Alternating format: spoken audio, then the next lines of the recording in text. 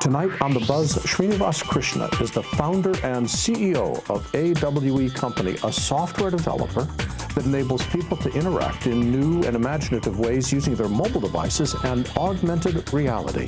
Tonight, Srinivas explains how they created the world's largest, one-of-a-kind virtual reality experience at the Fort York National Historic Site in Toronto. Next, a new partnership between Ditto Gear and Trost Motion combines precision motion control with camera sliders to create amazingly precise camera slides. Dave Heifetz, CEO of Trost Motion, joins us to explain how this new system works. Next, Serena Catania is the supervising producer of The Buzz and recently attended CES looking at new technology for filmmakers.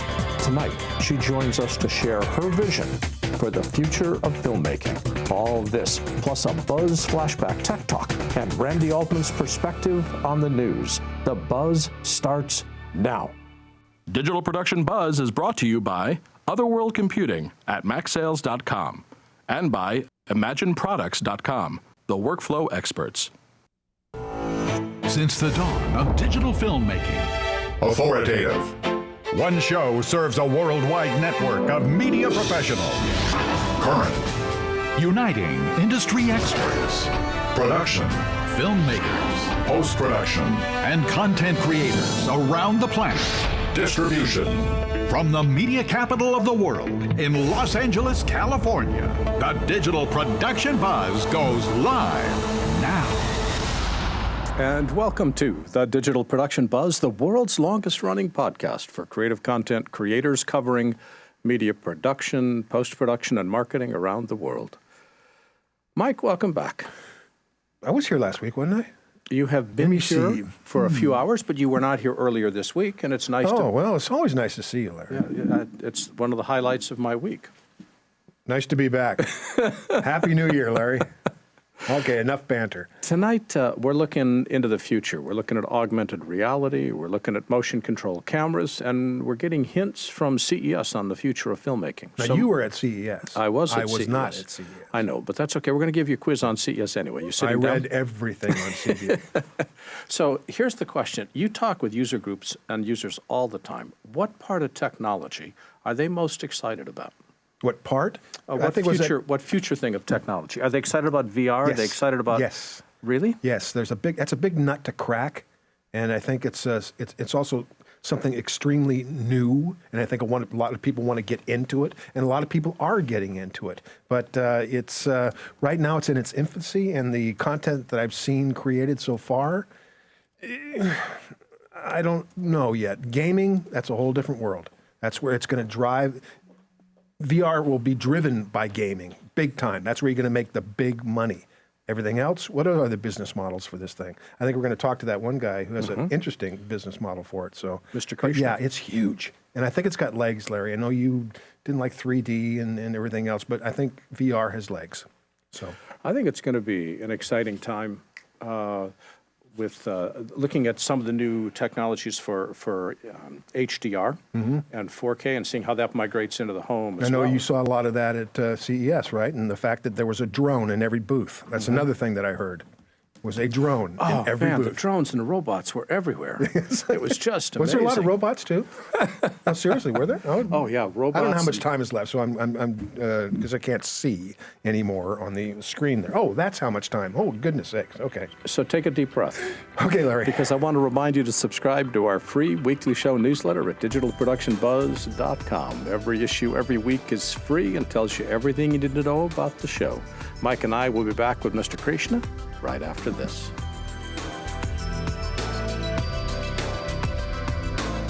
This is Randi Altman's Perspective. Randi Altman has been writing about our industry for more than 20 years. In fact, she's the editor-in-chief of her own website called postperspective.com. And as always, it's wonderful to say, hello, Randi, welcome back, and Happy New Year. Hi, Larry. Happy New Year to you, too. So we've finished all of our partying a couple weeks ago, and the hangovers have passed. CES, what's your first thoughts on CES? Well, while I had some people there covering it for me, I didn't get to go, but I heard that you were there. And I'm curious. From my perspective, it was about virtual reality and drones. What did you see?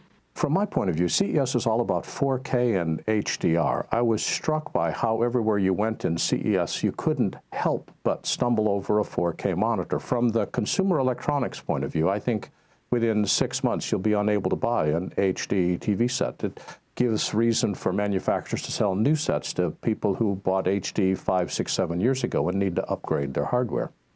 But I was just thinking, in addition to hardware, we're also in the middle of the awards season. DJ announced their awards a couple days ago, and the Oscars were announced today. What's your take on the announcements? Yeah, it's award craziness going on right now, and the Oscars were announced this morning, so it's pretty interesting. There were some perceived snubs in terms of Best Picture, so Star Wars did not get nominated for any of the above-the-line categories, but they did, I think, for 5 different technical Oscars. So people are rewarding the technical work on that film. And then you've got the ones that are leading with nominations. You've got The Revenant, who I think has 11, Mad Max, Fury Road, and also The Martian. So 3 really big films. 2 of them were particularly difficult to shoot. They were shot, one was shot in the desert, dry and sandy, and taking care of equipment was tough. And then on the other end of the spectrum, you have The Revenant that was shot in very cold and snowy and wet weather. So clearly what this means is if you suffer for your art, you get nominated for an Oscar. Is that the conclusion that we should draw? Not 100%, but to a certain extent, I do think that the Academy is recognizing the difficulty that went into shooting the films. They're both very quality films, beautifully shot, and the rest. But I don't think it hurts that it really took a lot out of them to make it. Well, which films didn't get nominated that surprised you, especially based on your interviews? Well, I mean, Quentin Tarantino, because he doesn't make that many films, you sort of expect when he does make one that it will be nominated.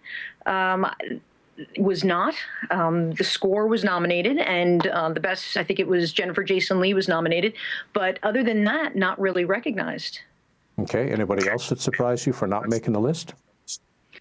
Well, I thought Ridley Scott was going to get a director's nomination, and he didn't. So that surprised me a little bit. But I'm happy for Adam McKay. I mean, The Big Short is a great film. It's timely. It's character-driven. It's a very difficult story to sort of piece together. So the editing on that was amazing. I mean, there's a lot of different pieces to that puzzle, and he was able to pull it off in a funny and educational and interesting way, which is tough to do. I enjoyed watching The Big Short myself. It was fun to see how he had 3 interweaving storylines going at the same time, and they all tied together without getting totally distracted. Absolutely, yeah. Randi, for what are you going to guess for the winner? Who's going to take home the Oscar? Best Picture. Well, based on the amount of nominations, you have to think The Revenant, but I don't know. The Big Short could come out of nowhere, not out of nowhere, but it could surprise people. So I don't know. I'm not betting on it. Well, we'll just have to see. Randi writes for postperspective.com, and Randi, as always, thanks for joining us today. Thanks, Larry. Take care. To read more from Randi Altman, visit postperspective.com. Still to come on The Buzz.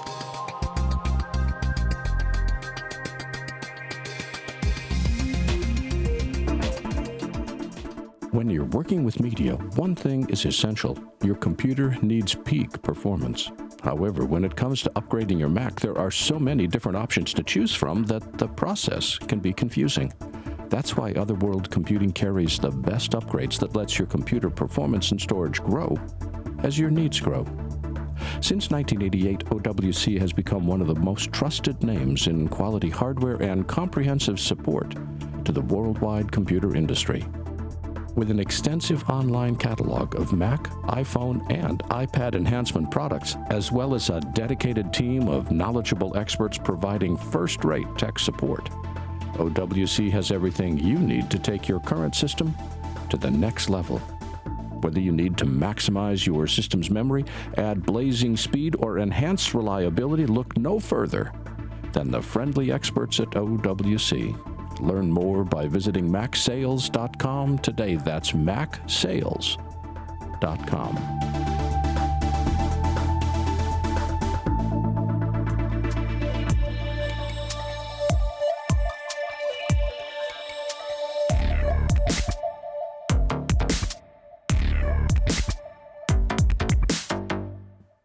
Srinivas Krishna founded a company to develop augmented reality technologies for mobile devices in 2012. Based on his background as a filmmaker, their location-aware VR platform is currently being used to launch one of the world's largest out-of-home VR experiences at the 9-acre Fort York National Historic Site in downtown Toronto. Prior to AWE, Srinivas produced and directed feature films that have premiered at Toronto, Sundance, and Cannes. Hello, welcome. Hi, Larry. How would you describe the AWE company?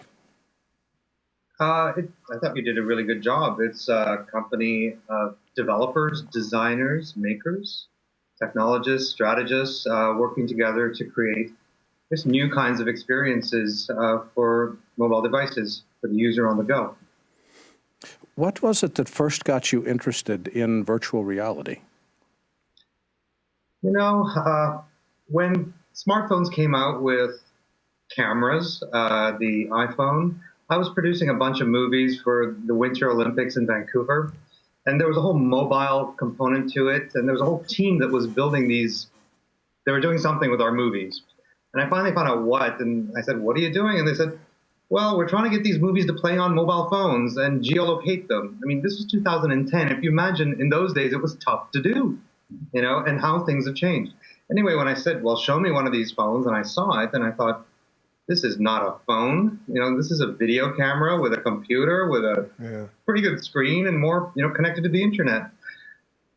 This is really meant to do something else. And I started investigating it, and I got it on my brain, and I couldn't get it off. And finally, I just started the company. Well, how would you, we're going to talk about the Fort York project in a second, but one more sort of background piece. How would you describe the difference between virtual reality and augmented reality? That's a great question. Virtual reality is a complete virtual environment that's delivered on a computer. I mean, it's just an artificial environment. That's the simplest way to define it. Augmented reality is the other side of the spectrum, or it's halfway through pure reality and virtual reality. Virtual reality is a completely artificial environment. Then augmented reality is digital content, virtual content, placed in the real world through the camera on your device. So when you look through the camera at the world, you see digital content inside that world. So in a sense, it's augmenting, you know, reality. Well, before we talk with you about the Fort York National Historic Site project, we took a video from your website, and I want to share that with the audience so they get a sense of what it was that you do for that project. One of the key challenges we have on site here at Fort York is giving people a better sense of the original context. The fact that this was a fort constructed over 200 years ago on the original Lake Ontario shoreline. One of the wonderful things about the virtual reality experience is it will allow us to bring that original context back to the site. Our technology brings a location to life through storytelling. And for that reason, it's perfect for a historical site like Fort York, where there are so many stories that are part and parcel of the physical environment of the artifacts. And we allow that to be represented in a completely immersive way.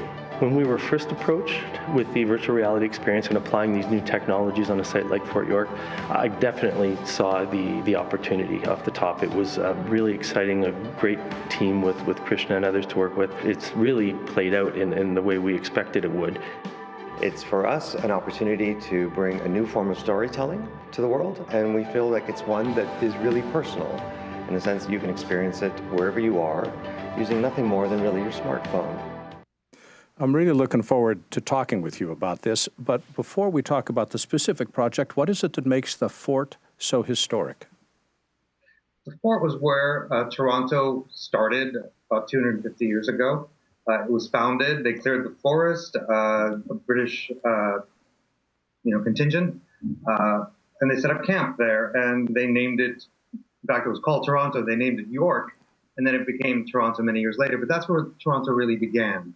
And the city grew up around it. So what did it still remains there in downtown Toronto. It's a 9-acre site. It's not really, I mean, it's not a military site anymore, but yeah. What did the fort ask you to do?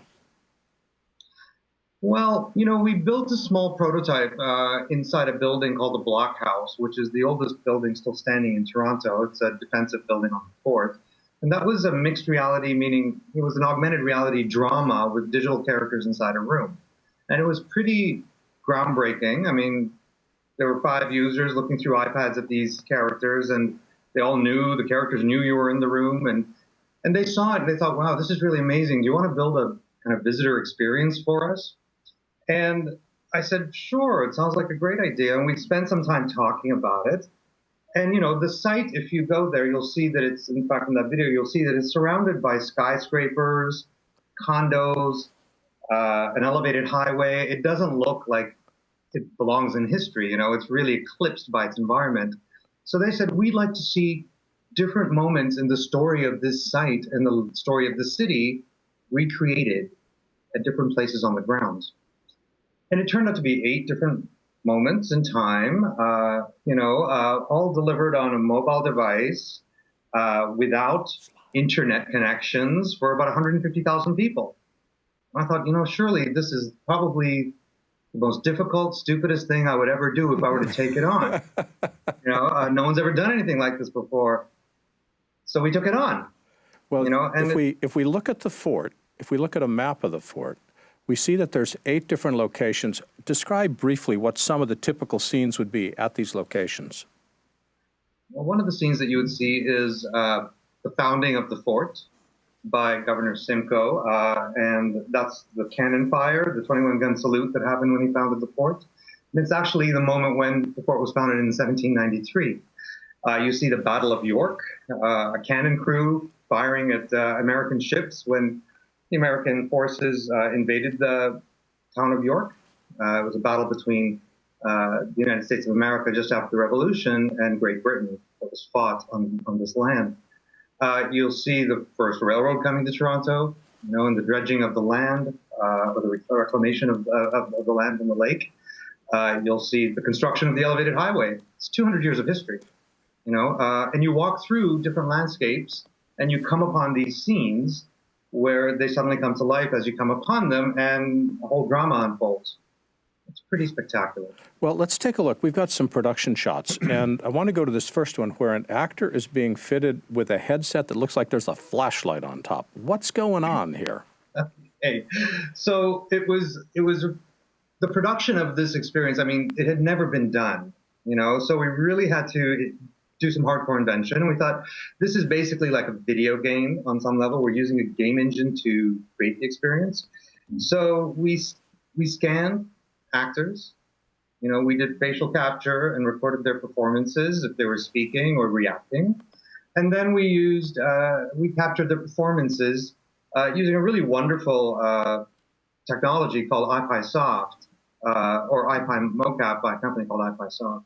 And so essentially it was a pipeline that we built in the studio that we took over for about a week, where we'd run actors through, the scans, the facial captures, and then the motion capture. And that headset that you see, are really flashlights with ping pong balls attached to their heads. It's like fitted onto a baseball cap, essentially. That's to track the motion of their heads as they move. Now, as they were moving, how were you recording them? We were using, I think, about 16, maybe 21 PlayStation cameras that were spaced around the studio. And that was pretty much it, and it got those cameras fed into the software on our computers, and it captured their motions. Well, I've got a screenshot of a browser. Looks like a browser, and there's 6 images inside it. What are we looking at with these 6 images? You're looking at 6 of the different camera views of that actor acting out. I think that view might be one of the soldiers, from that cannon scene where they're carrying a cannonball is probably what he's about to do, or something like that. And that's the action that you're seeing. Okay, so now let's marry what the actors did in the motion capture studio with the images that you've created. Here is a picture of the cannon being fired. Where do your actors fit in with these cartoon characters? So we literally did scans of these actors. And then we captured their motions, and we married the motions to those 3D scans. So those very actors that we scanned, we married their actions. Most of the time it was the very actor's actions. Sometimes we had to do some fixes on their performances. So we go in and either I or another, stand-in actor would act out the performance, and we just marry it to the 3D model, and then that 3D model would be in motion. Okay, but now I'm confused. Motion capture, I understand. Creating a 3D world, I understand, but what's the difference between what you created and, say, any 3D animated feature film that we see in the theaters today? It's essentially a similar technology. The incredible thing that we were able to do was how economically we were able to put it together. And this is because really we used some really low-cost technologies to scan the actors, to scan the models, to create the models. It was using an iPad and a couple of different software applications. And the motion capture was iPiSoft, which was really PlayStation cameras and their software package, very affordable. So what we found was magical about it was how we could do it ourselves. You know, we didn't have to go to a studio where we had to pay $20,000 a day, to do the motion capture and to do the scans. We could in fact do it in a way that the client, the port, could afford. We're not talking about a Hollywood movie. We're not talking about a AAA game. We're talking about a historic site, and so it's a different kind of business model. And it's these technologies like iPiSoft that really make it possible to execute this kind of, experience. So this is all CGI. This is not getting a rig with 10 cameras on it and taking it out to the field and putting real actors in the field and later on putting buildings and things around. Otherwise, that would have cost $1 billion, right? Absolutely. Okay. This is CGI, pure interactive CGI. Yeah. I love the idea. I love the business model. It's no, it's actually really cool because Thank you. We're all looking for those business models, and right now the only people making money are the gamers. Well, this is what virtual reality opens for us, and is really the opportunity to create experiences that aren't hardcore games, that are interactive, that change and involve your participation as a user, but can tell stories, that are time-limited art forms that. The world is opening up in terms of what we can create. Are you using the phone and Google Cardboard for the experience or something else? Absolutely. It's really all we're using is a Nexus 6 phone and a hard case of a Google Cardboard. We built it for Cardboard, but we're also using our own proprietary software package, our platform that we built. That delivers the experience, and inside it is some significant computer vision algorithms. Could you define what Google Cardboard is? Google Cardboard is, for those of us who are old enough, which would mean all of us, if we remember the Viewmaster from way back when, where, you look through a little case and you see kaleidoscopic images or slides and you can scroll through them. Well, essentially, the Google Cardboard is the same. Instead of slides, you open up the front and you put your phone in and you close it back up. And when you look through, you see this, the screen of the phone as in a completely immersive way. It's like you're inside a video game, inside a 3D world.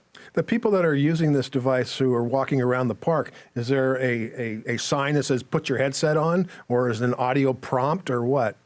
It's an audio prompt. You'll see that they're wearing headphones. So there's a voice, a companion who's kind of taking you through the site and telling you stories. And it says, when you get to a spot, when you arrive at a spot, he'll know that you're there, because that's what it means when we say it's location aware. He'll know that you're there, and he'll say, look through your device. Any problems with motion sickness? None. I mean, we did a pretty good job. We spent quite a couple of years actually developing the underlying technology before we did this project. We have a substantial research collaboration with some scientists at a couple of different universities in the Toronto area, Ryerson University and UOIT. And so we were working with them to solve some of these problems. Cool. It's been a long journey. Mike and I got into a heated debate in the green room before the show went on. And I'm really curious, after this experience, can we really tell narrative, dramatic stories using VR? can you control where the audience is looking well enough, or is it really designed more for feel the environment and go back 200 years in time? You can do both. Okay, and in this experience at Fort York, you'll find both kinds of experiences. Each experience lasts about 2 minutes, not more than that, because remember, you have to hold it in front of your face. It's not strapped to your head, which would be completely, dangerous to walk around with that thing strapped to your head. So, you wear it around your neck like some binoculars, and when you get to a spot, you look through. So we found that we couldn't really make it longer than 2 minutes because people will get tired holding it to their face. And it's an optimal amount of time. Some of these experiences, for example, you see what it looked like before European settlement. It was a beautiful oak forest, and where there's now railway tracks, there used to be a river. And so it's an environmental scene, and you're encouraged to look around. Other scenes are really very dramatic, like there's a battle scene where there's people firing cannons, and at the end there's an explosion and they get killed. So that's really focuses your attention very powerfully. And we find that what makes it so immersive is sound. And what focuses your attention is also sound. Right. Where sound comes from is where you tend to look. Well, that tends to be kind of spatial audio, which is a whole different kind of thing with 3D and 360 spherical filmmaking. And it is. It's a very powerful tool. Before we wrap up, because we're almost out of time, when does this launch and when can the public get their hands on this? It launches in May of 2016 to the public. We ran it, previews throughout the fall. It was phenomenal response to it. Just phenomenal, all scores in the 90s. So we're very excited about it. And it's launching in May. People can find out more about it if they go to our website, augcompany.com, or to our Facebook page, where there's always postings, facebook.com/augcompany. And I love this idea. The website is AWECOMPANY, augcompany.com, all one word. Srinivas, whose first name I've been practicing all day to pronounce. Perfectly. Don't say that, I'll screw it up at the end. Srinivas Krishna is the founder and CEO of our company. Srinivas, thanks for joining us today. Thanks so much. Thank you so much. Take care, bye-bye.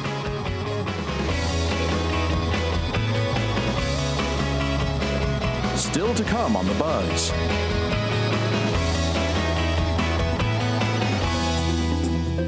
Imagine Products has been specializing in workflow applications for over 25 years. They started with Executive Producer back in 1991, an all-in-one logging and offline editing tool.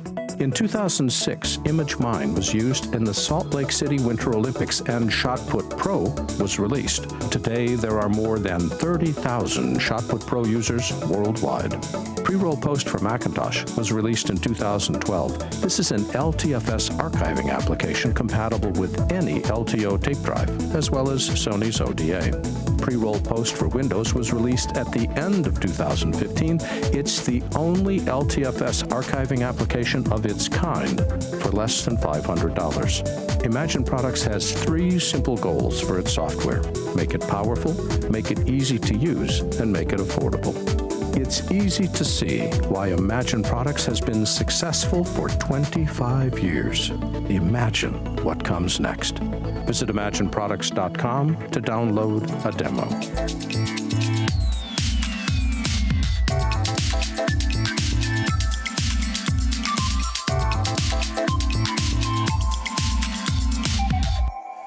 Gabriel Heifetz is a co-founder of Trost Motion, Koji Color, and Crumble Pop, all of which are providers of software and hardware for the video and motion picture industry, where he's been creating leading-edge products for more than 20 years. Hello, Gabe. Welcome back.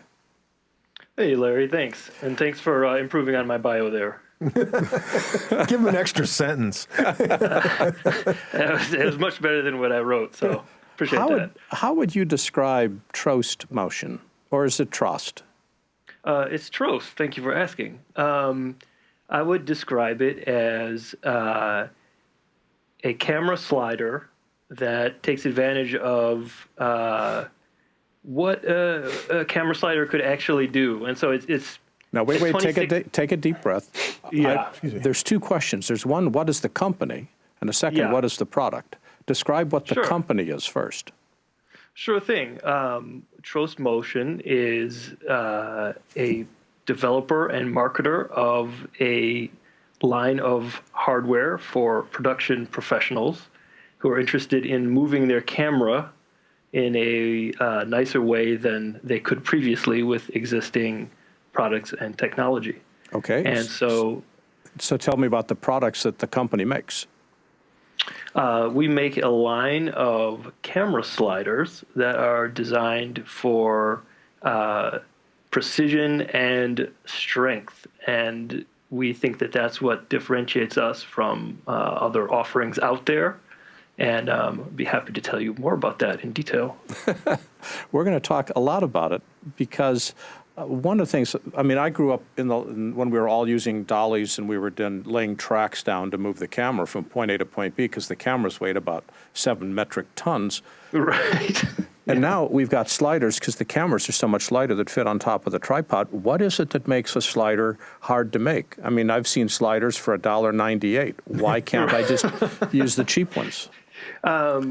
Well, that really gets to the heart of it, because moving a camera back and forth on a track, it doesn't seem like rocket science.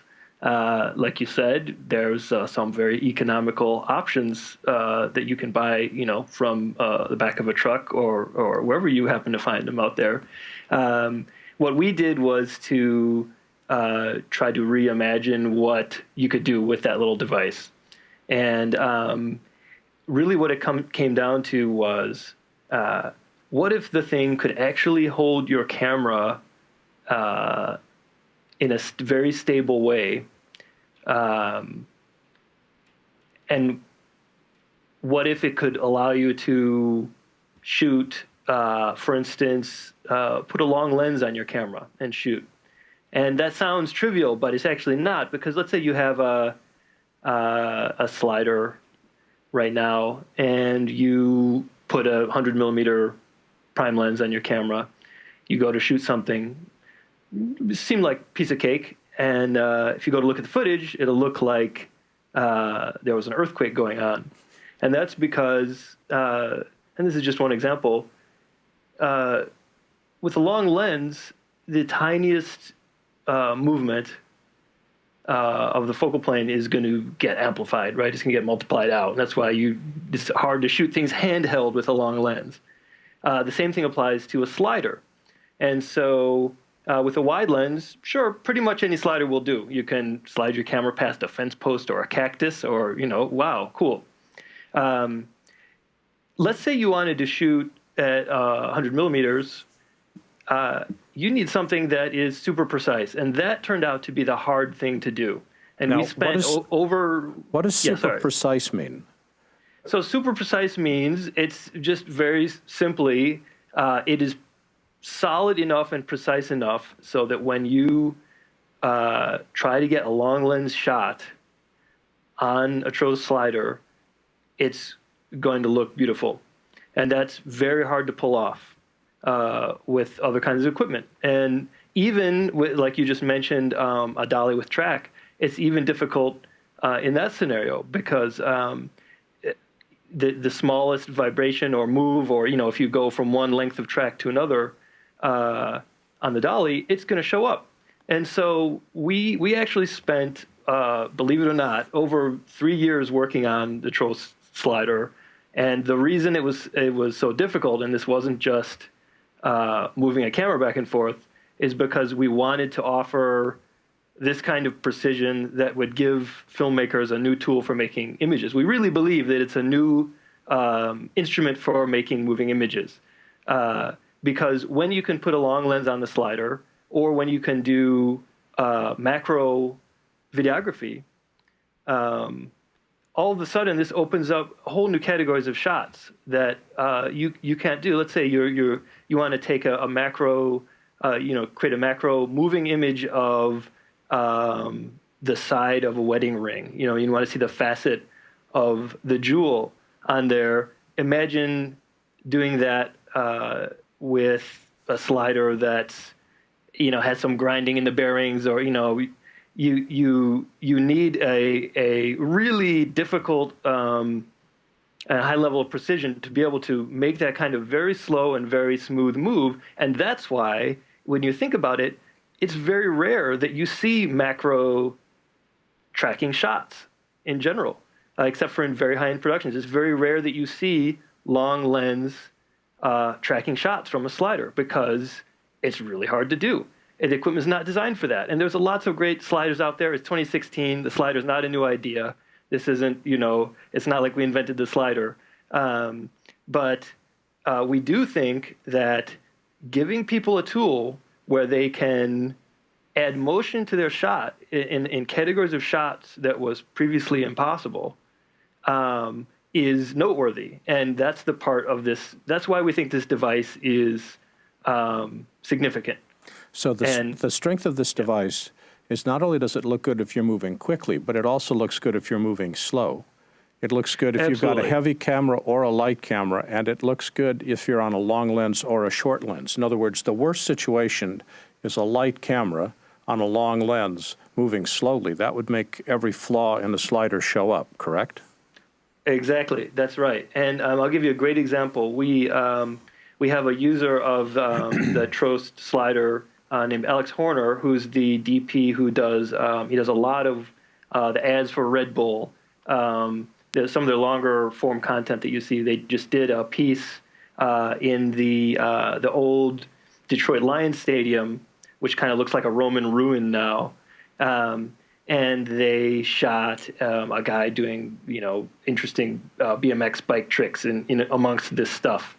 And so he hung his Red Epic camera with some long lenses on it off of the edge of the stadium on the Trost slider, and that we were very excited when we learned about this, because it's a great example of the kind of thing that normally that's off limits for a slider.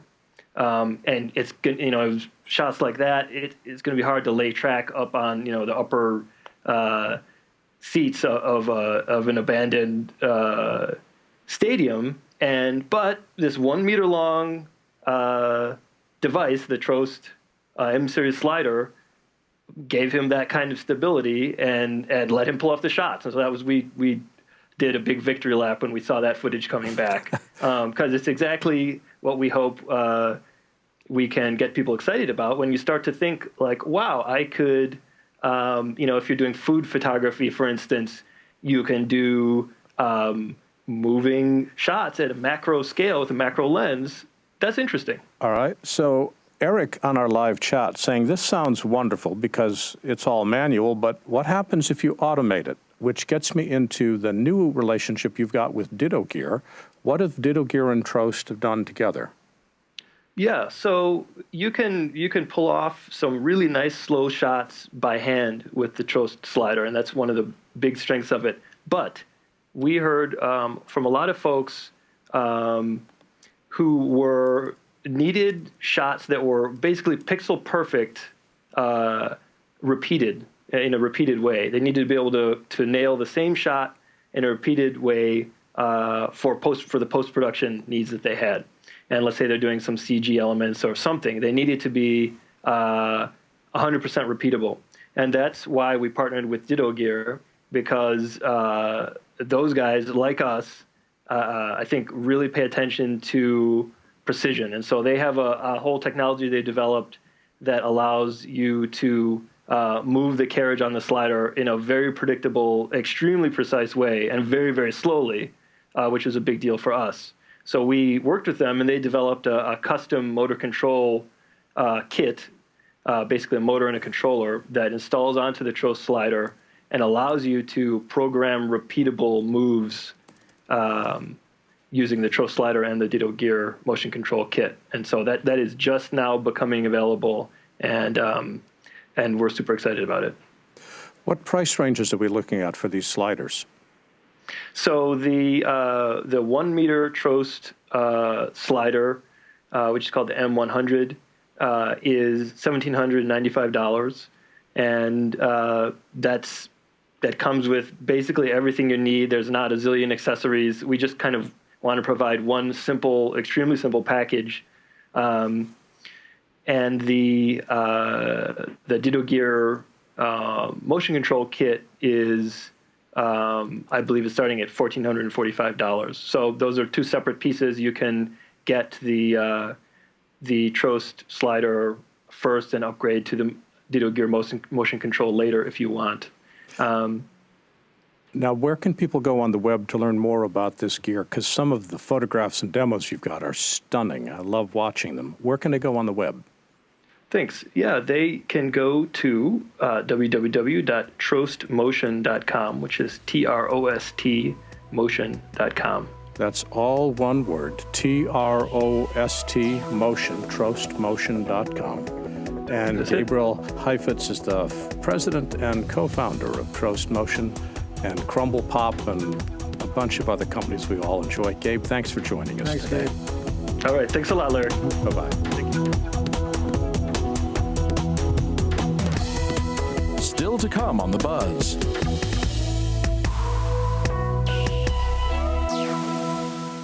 I want to invite you to become a member of our video training library. Our training library is unique in the industry. It includes more than 1,400 in-depth movies, each accessible 24 hours a day, 7 days a week.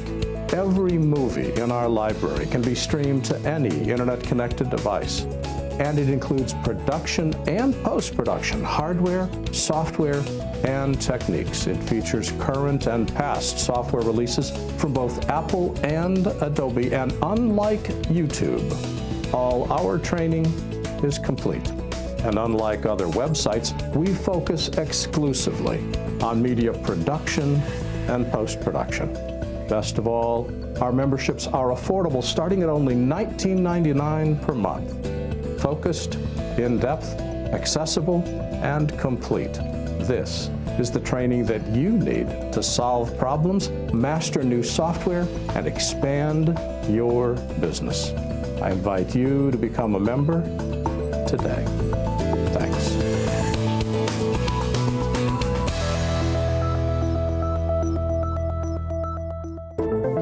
Welcome to Tech Talk.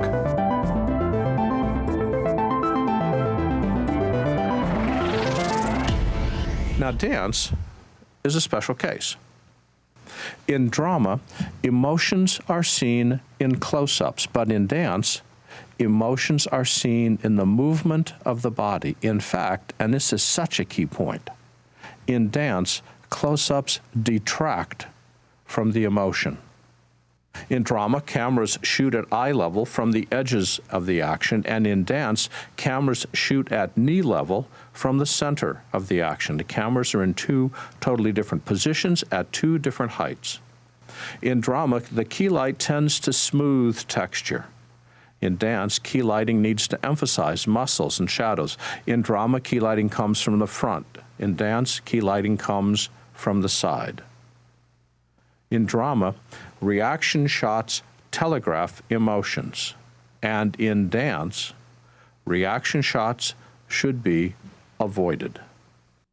Here we have a dance piece. This is a courtesy of Anne Catfox Campion and anticsperformance.com. They were in Brazil shooting some breakdancing and hip-hop dancing. For those of you that have ever danced or done serious exercise, you know that you get tired.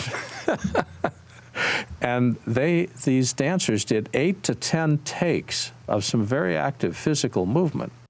We want to tell a story. The story is joy, her happiness at being able to dance at the beginning of a day, so it's just having fun. And she starts to circle. I'm going to look at her arms and find where they go down and set it in. And because we know that our shot durations are 4 seconds and 9 frames, I give ourselves a duration to edit this down to the timeline. Now let's see where we end up here.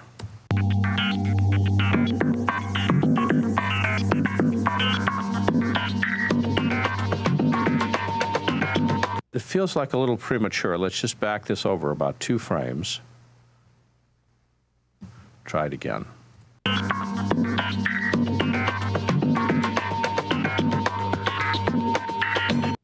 All right, now we've got this lovely shot of her dancing here.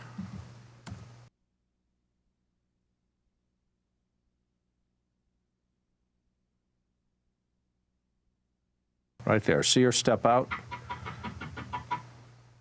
Okay, we're going to set an in.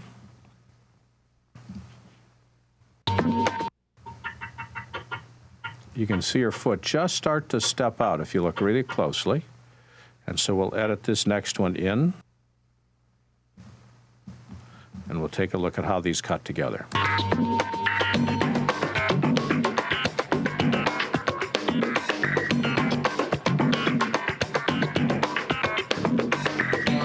Okay, now she goes down. And we've got this wonderful reverse angle right here.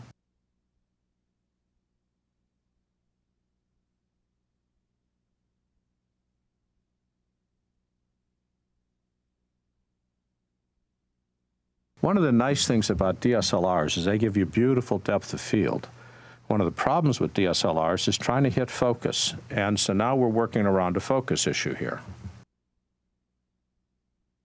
We'll set an in and edit it down to the timeline.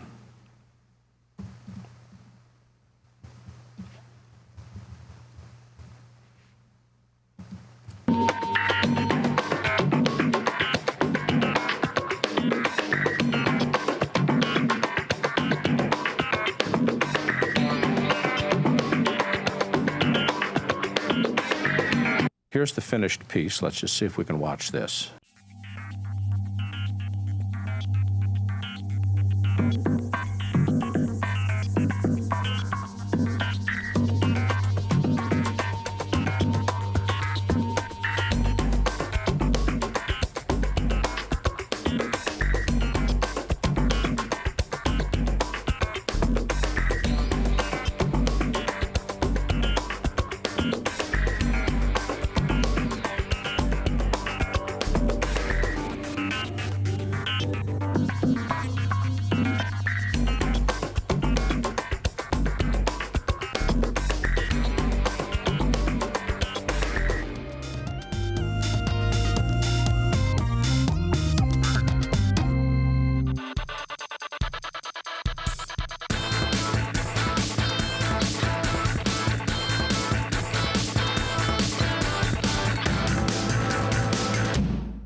Serena Catania is the supervising producer of the BuZZ, a fact we're grateful for every day, as well as a filmmaker, a journalist, and a former senior executive with United Artists and MGM. She's also What?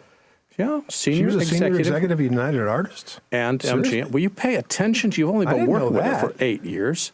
She's also one of the founders of the Sundance Film Festival. Obviously keeps her light under a bushel, and it's always great to say, hello, Serena, welcome back. Mike, you are so funny. My hidden life. No, I didn't know that. I mean, I knew everything else, but I had no idea. Senior executive at United Artists. Wow. Yeah, 8 years of my life. Really? At MGM, UA, and UA. That's right. Exactly what capacity, or what does a senior executive mean? I was the senior vice president of worldwide marketing when I left. Holy crap, really? Yes, sir. See, and you don't treat her with any respect, do you? Just. What was the movie that killed United Artists? The one that killed it? Oh, I got there right after Heaven's Gate. Okay. You're talking that one, MUA merged. Yeah. Yeah. Luckily, I missed that one. The last one I worked on, our team worked on, was Rain Man. Oh, wow. Oh, yeah. Serena, before we get lost in historical nostalgia, I want to talk to you about the future. You were at CES last week, and the show was totally focused on consumers, not filmmakers, but I was struck by the proliferation of very small cameras all trying to compete with GoPro. What new film technology did you notice? Well, about the small cameras, there are a lot of them, but, why mess with something that already works well? There was, however, one that I really liked, and that was the Osmo. I don't know if you've heard of it, but for under $600, you can have a stabilized 4K camera that has like a gyro built in. It can shoot 360 panoramas, can do time lapses. and you can clip your iPhone to it so that your iPhone works as a monitor while you're shooting. I love that one. Oh, a monitor on the iPhone. That is very cool. Well, one of the things that we learned when we were talking with our first guest, who I've successfully pronounced his first name 4 times, and I'm afraid that if I say it now, Srinivas is going to forgive me for screwing up his name, but he was talking about the fact that what sells virtual reality is the audio. So thinking about that, what sound solutions and what audio techniques did you see at CES that caught your ear?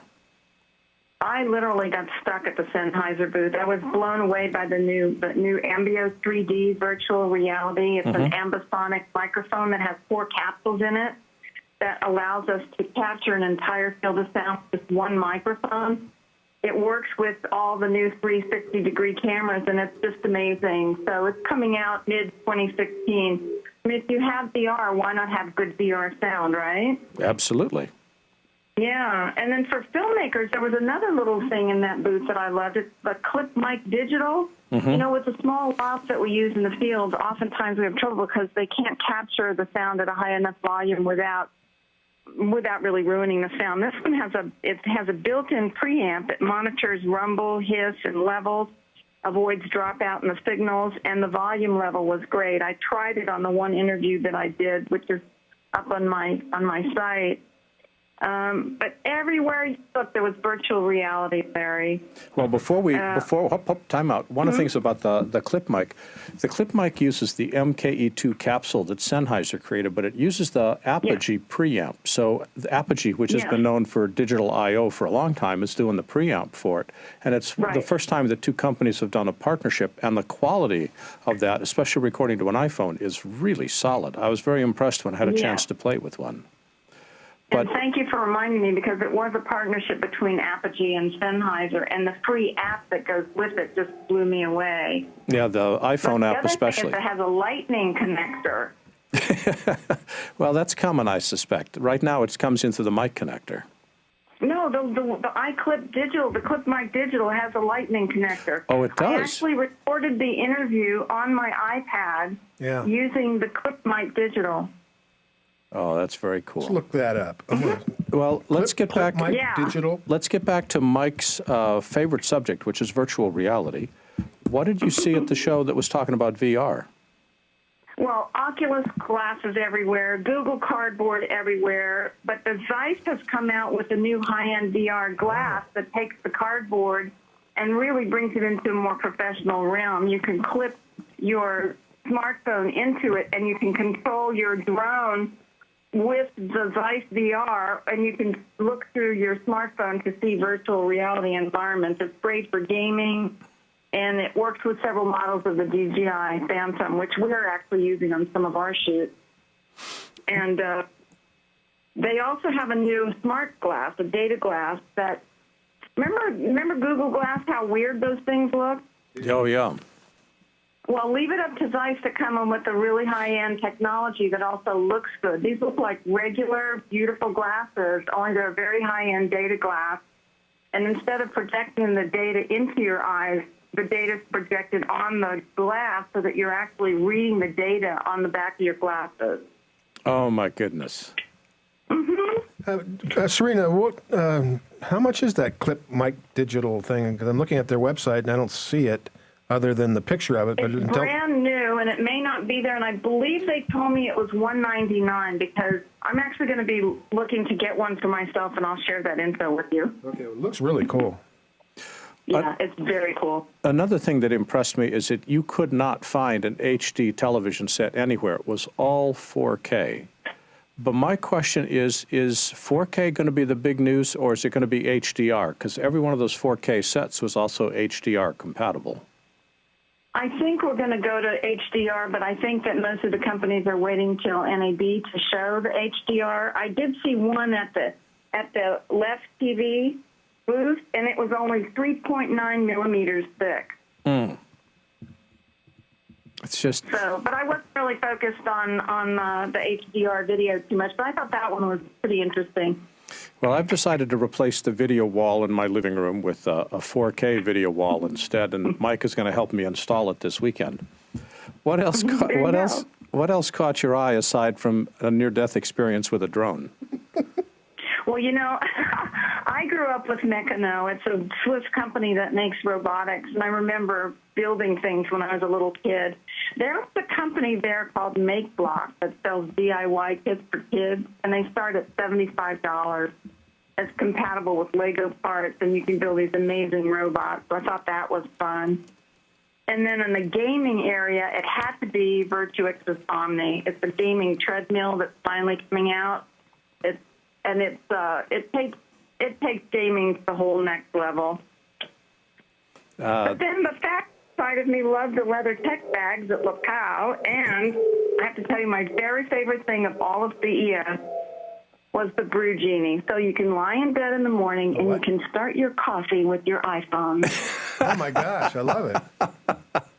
Provided you have the strength to actually pick up your iPhone before you get out of bed. I love it. I want that. Srina, thanks for joining us today. And for people that want to keep track of some of the projects you're working with, what project do you want people to pay attention to? Probably easiest to go to filmvault.biz or thecataniagroup.com. Yeah. And the head of the Catania Group is Serena Catania. She's also the supervising producer of the BuZZ. And a former senior executive at United Artists. And you should. That's so cool. You should bow when she walks in the room. I will now, for now and evermore. Yeah. Serena, as always, it's been a great visit. Thanks, and we'll talk to you again soon. Thank you. Thank you Take both. care. Have a nice night. Bye. Bye-bye.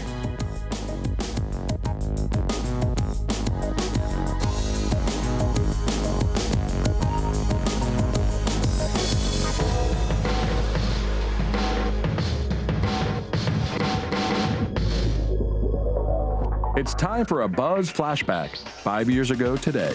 It was a creation out of necessity. That's really the beginning of it all. And technology was changing, and we started with our original product, which was the cinema ring light, which gave someone the option of not having to dig through the garage and find an old plywood-built socket unit, and actually taking advantage of new technology and incorporating it into something people can use, and that was the beginning of the 6. This was a BuZZ flashback.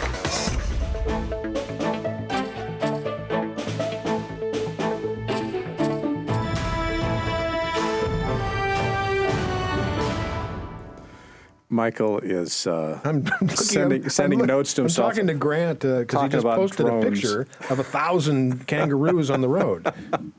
And they're drinking water, he says. One of the things that I like about CES is everybody is throwing you these really great ideas, and you just wonder which ones are going to take off and which ones are just never going to make it. What do you mean, the people at the booth or the people you're meeting? Booth. Yeah, the booths it's just such a toy store. I'll take you next time. Now, you've been to NAB and you've been to CES. Is CES really that much bigger than NAB? 2 to 2.5 times the size. 175,000 people? 3,600 exhibitors, 2.5 million square feet of floor space, twice the exhibitors, twice the attendees, and 2.5 times the floor space. I look at NAB and it looks like all floor spaces, except for maybe the end of the South Hall. But CES also used 7 hotels.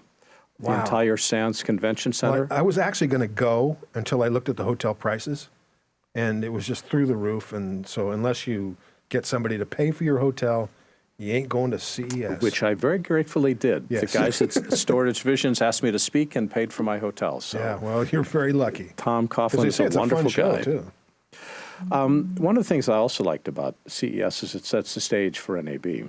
And we're going to be seeing what happens at the professional market. You're going to see drones, and you're going to see VR, and you're going to see maybe robots? I think you can count on it. And think about things you can count on. You can count on us having quality guests for you every week. I want to thank Srinivas Krishna, founder and CEO of Awe Company. Can't even get Awe correct. Gabe Heifetz, the co-founder and CEO of Trost Motion, and Serena Catania, the supervising producer for the BuZZ, as well as a filmmaker. There's a lot of industry in our industry posted to our website at digitalproductionbuzz.com. All online, all available to you today, and our weekly show newsletter is free. Talk with us on Twitter at DPBuzz and Facebook at digitalproductionbuzz.com. Our theme music composed by Nathan Doogie Turner with additional music provided by smartsound.com. Text transcripts are provided by Take One Transcription. Visit takeone.tv to learn how they can help you. Producer Serena Catania, production team led by Megan Paulos, including Ed Golia and Brianna Murphy. On behalf of Mike Horton, the handsome guy to my right, my name is Larry Jordan, and thanks for joining us for the Digital Production Buzz. Goodbye, everybody.